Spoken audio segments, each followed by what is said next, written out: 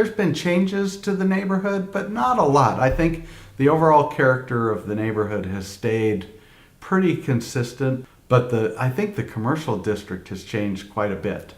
Number one, once you got east of Carlisle, things got seedy quickly at that time. And so Morningside Park, when I first got involved with the neighborhood, it seemed like we spent a lot of time every meeting talking about the methadone clinic, the various other businesses that were kind of in what we now call Upper Nob Hill. The biggest challenge is when if values get to the point where things start getting torn down to be replaced. We haven't really seen that too much. I can't remember, there were some old, pretty rundown buildings where 110 Richmond was, but it wasn't right on Central.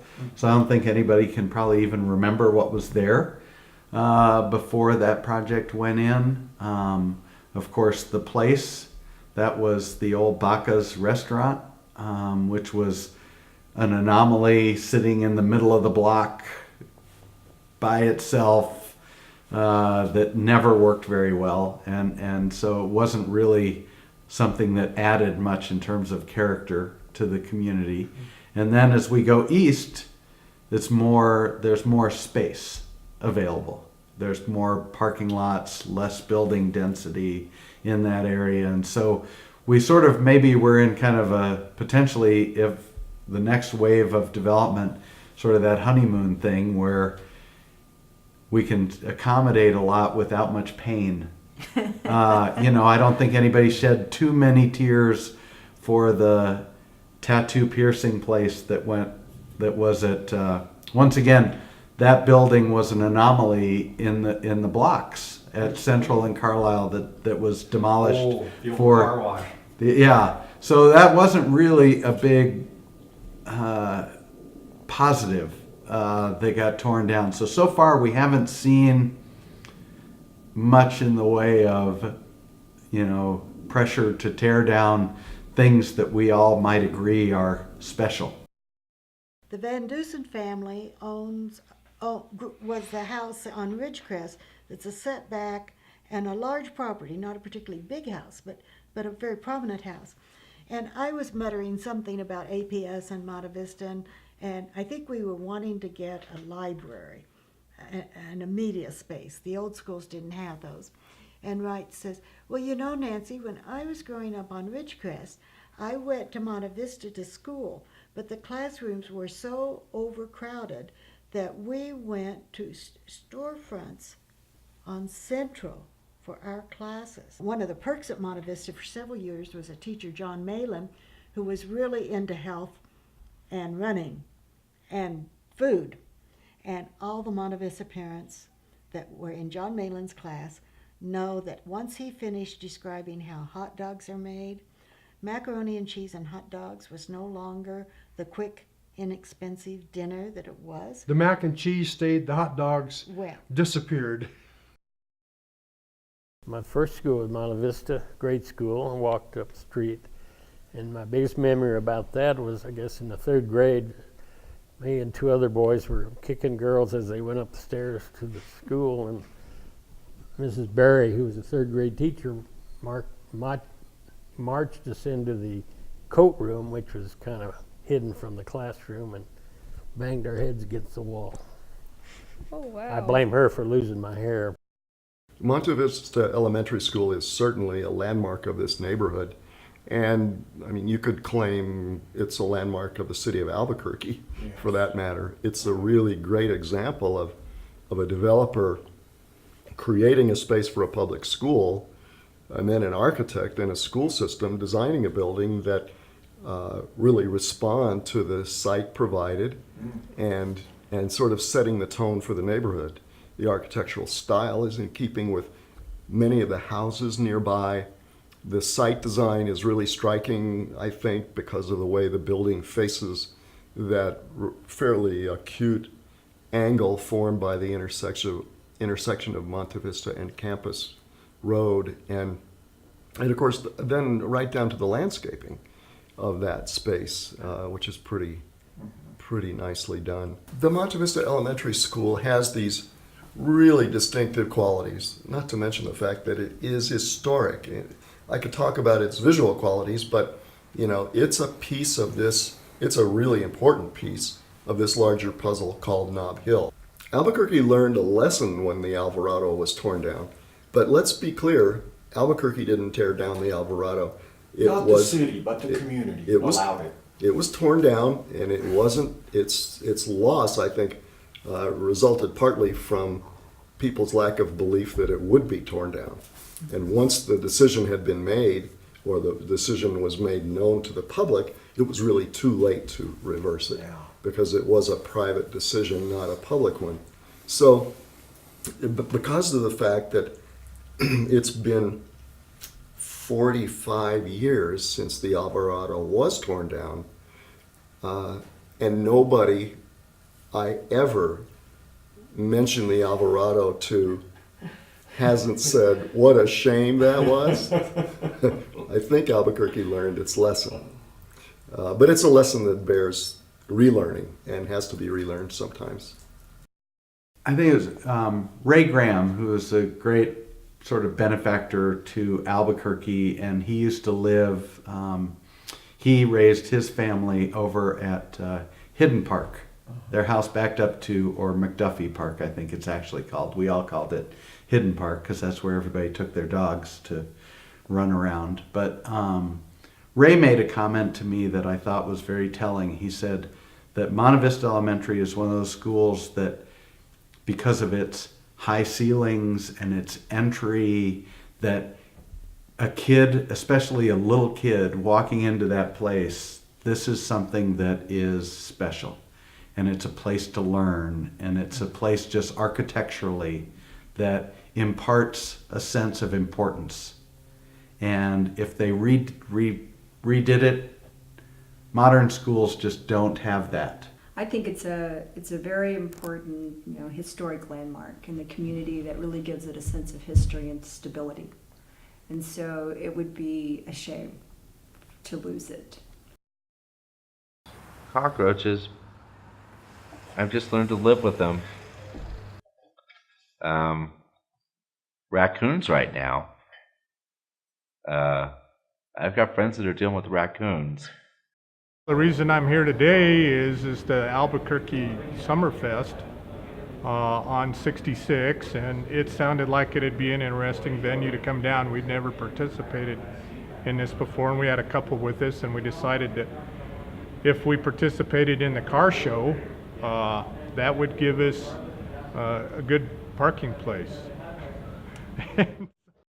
People in Nob Hill can take a short stroll up to a really nice cafe or some good retail or a bakery, and that raises the quality of life.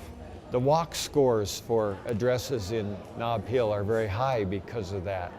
I am aware of some areas in Nob Hill where the walk scores are in the 80s, even in the 90s, compared with some neighborhoods in Albuquerque where the walk score is 1. One of the things we hear a lot about Nob Hill is how it's a small town within a city. And it becomes more and more clear to me that that's one of the very fortunate aspects of Nob Hill for us, the neighbors. And I hope also for the merchants, the business community. It's a town within a town. There's Albuquerque, and then within Albuquerque there's Nob Hill, which per capita there's more businesses here, small businesses, and people get to express themselves through their retail business, or through their restaurants, or through their art galleries, or whatever avenue of thought that they decide is artistic, and it's a very unique community. I don't know how I got wrangled into this deal, but I ended up at Four Hills Country Club with about 300 or 400 ladies. There was a Christian women's group that were up there, and there was maybe multiple speakers. I'm not even quite sure. It was early 2000. And I go up there and I do my 10 or 15 minutes about Nob Hill and why it was great, and all those things. And afterwards, finishing up, and a couple people came up to me and said hi and thank you for coming. And one lady in particular was this elderly woman. I don't know, she was probably 85, 90 years old if I had to guess. And she just told me, I remember when I used to sled down Carlisle. From the top of Carlisle, I'd sled down Carlisle in the winter down to Central Ave. Well, I don't even know if it was Central Ave then, but she told that story. I was like, yeah, you know, that's pretty amazing that people have that kind of experience and, you know, the hustle and bustle of Nob Hill today. But one time long ago, it was this place that was just starting out, and that's how people experienced it. So that's my Nob Hill story. We kind of hang out around everywhere. You know, we'll hang out at my house, and since it's so close to everything, we can walk, honestly, like wherever we want. So sometimes we'll go have coffee at Starbucks or Satellite or anywhere, Flying Star. Maybe go grab some food at the food trucks, always my favorite. Go shopping. There's, you know, tons of places to go, ton of variety. So we mostly just hang out around here. There's so many things to do. It's just no limits, you know. You can do whatever you want. You don't have to come to Nob Hill for one certain thing because there's just so many things you can do. Nob Hill's a great place. That's honestly it. Like, that's all you can really say about it. It's the dream, and I love it, and I'm able to share it with people on a daily basis. So that truly is part of my story, is to be able to say that I kind of like now have history with it and love to share that. What I love about living here, just a block off of Central, is that when I go out to have my coffee on the weekend, if there's an event I've forgotten about, I hear it there in my backyard, and I go out there and I go see the Gay Pride Parade, or I go see the car show here, or the Twinkle Light Parade, and I also know that anytime there is a big event, any of my friends or neighbors are all gonna ask me where I'm gonna be and when, and they'll all want to go meet up and see each other at the beer garden, or at the car show, or at the kids tent over here, or one of the concert stages during the events. We certainly have a lot of challenge with our retail. That's our big challenge. We have a lot of great food, we got some great drink, we've got some nice culture and some nice art, but this is a difficult little spot for all the retailers. We certainly have seen a lot of them go. So I would love to see some way that people could find a product or some kind of a niche where they could sell things that people wanted to buy, and where you could come and go to dinner, and then afterward you could go look at a few retail shops and go look at some clothes, or some homewares, or some art, or something like that. If you can picture me, I'm in my bed, fourth grade, and just pop out of bed, screaming my head off. And my mother runs into the room because I'm really bawling. And she says, calm down, what's the matter? And I'm completely inconsolable. And in my dream, what I had pictured was I was standing on Carlisle, right at the top of Nob Hill. And I could see the Jemez Mountains up to the north, and the Nacimiento Range, and just as I picture it, you know, today, I see it really vividly. I can see those mountains up to the north. It's just an incredible sight. But there, right in the middle of the mountains, was a giant number 2 pencil. And it was falling towards me at an incredible rate. And it must have been, I don't know, 100 miles tall. And it was still coming at me, you know, when you wake up from a dream and it's still real. And that's what it was like to me. But it's the only dream I remember as a child. And it was smack dab right in the middle of Nob Hill. So you can see how much of this neighborhood is ingrained in my soul. Before the days of having a vehicle, you were dependent on your bike. And as a kid on a bike, there's nothing quite like coming down the hill into Nob Hill and hanging with the friends and acting like a big kid. And so it's just like so many other people, and through the ages, it's part of who we are, and I wouldn't change it for the world. I'm Irish. So where do I want to play in Nob Hill is usually, I love coming here for dinner and hanging around for a little while afterwards. And then just days like today, this is one of my favorite days of the year. I just love walking up and down Central. Usually get out a little early with my bicycle and zip up and down the street. Makes me think I'm 12 years old again. So. I was just shown a picture of the Jones Motor Company when it first was opened, and it looked a lot cleaner back then. It's a little more rustic now. But it's very cool because we still attract a lot of people who ask about it. And so it's fun because, like, as a hostess, you have to know a lot about the history. And I think that's very congruent with what we have in Nob Hill. Like, everywhere has a little story that somebody knows about, and you can get a lot of cute little, like, historical things. And it just feels cool because everything's kind of like old, but it has new life in it. There's all these new businesses and new people and a new community, but we're all in this cute little old-fashioned part of town. I'm going to survive the heat, go listen to some music, and meet with my friends here at Saks. Saks is also in Nob Hill.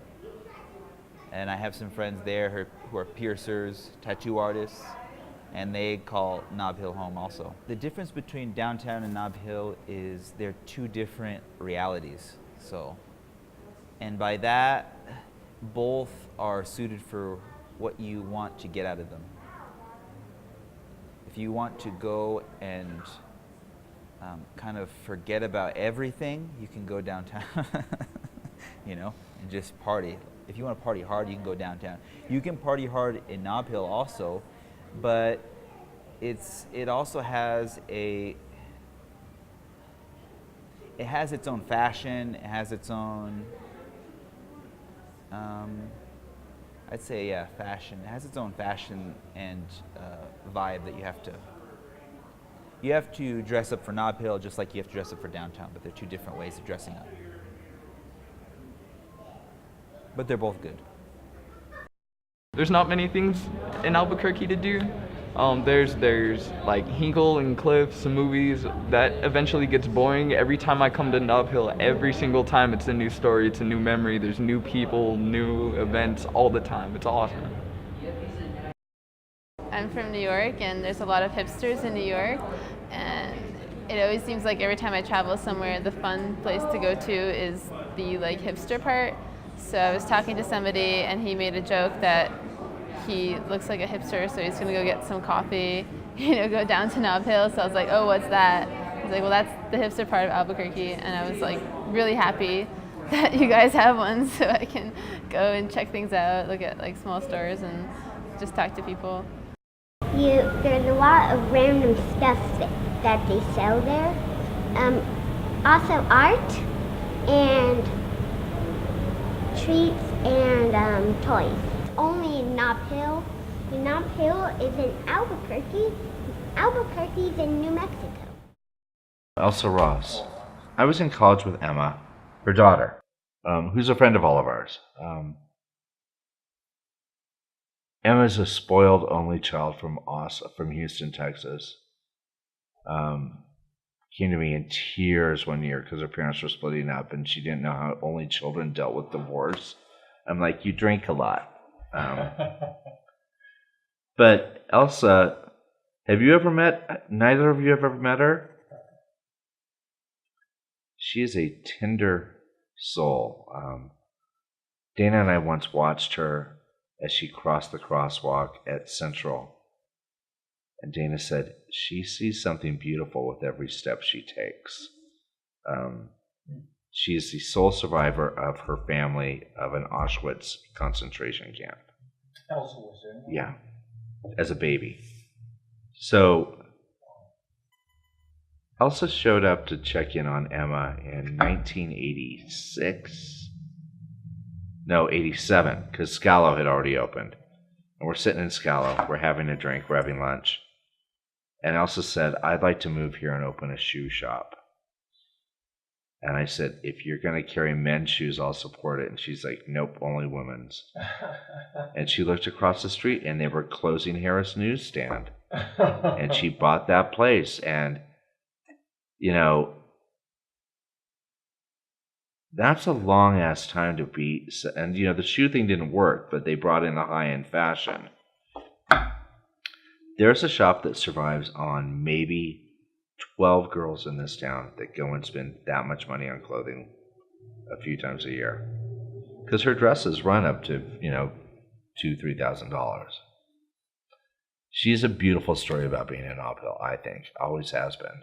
It was very important to have a group of folks who could work with both the community, the neighborhoods, because, you know, when we were working initially with Main Street in the first place, the neighborhoods didn't really see any reason to be engaged in the Central Avenue business corridor. To them, it was, they didn't even think of going there to shop for the most part.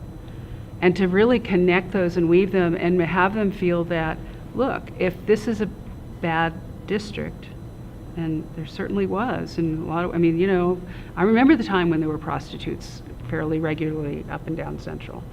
It was, there's been a lot of progress in that, making it, of the local community feeling comfortable and attracting people from other parts of the city, because it did not have a great reputation when I first moved here.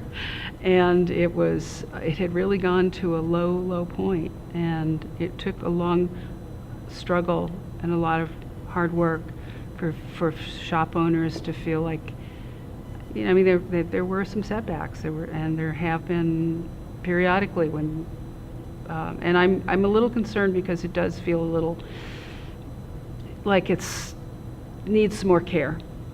It feels a little shabby to me. It feels a little like, but there's also a cycle that's happened that I don't know that people always recognize.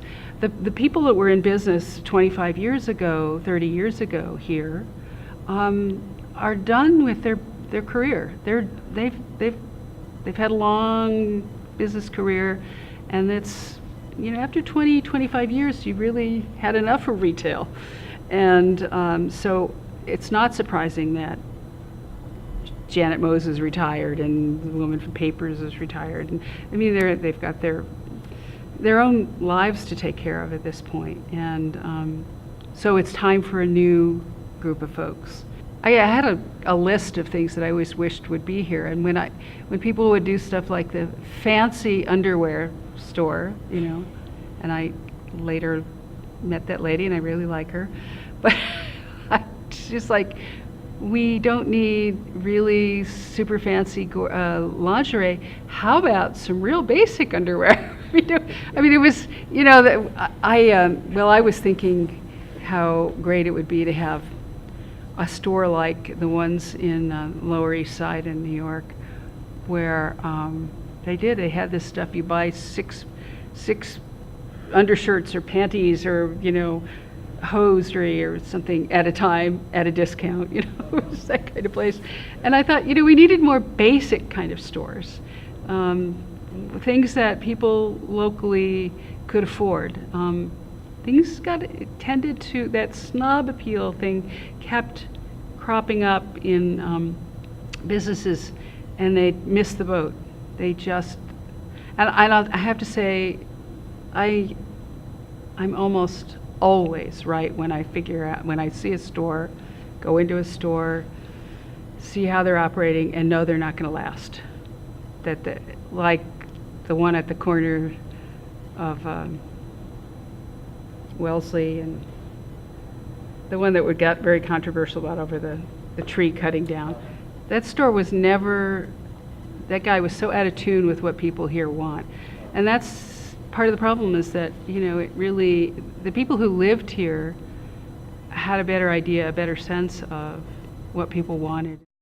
I love that you can walk into almost any of these restaurants in this neighborhood, and there's always somebody reaching out to shake your hand, because you're part of the hood. And I don't think that doesn't happen because you're driving down from Sandia Heights to have dinner in the neighborhood. I think it's a friendly place to hang out.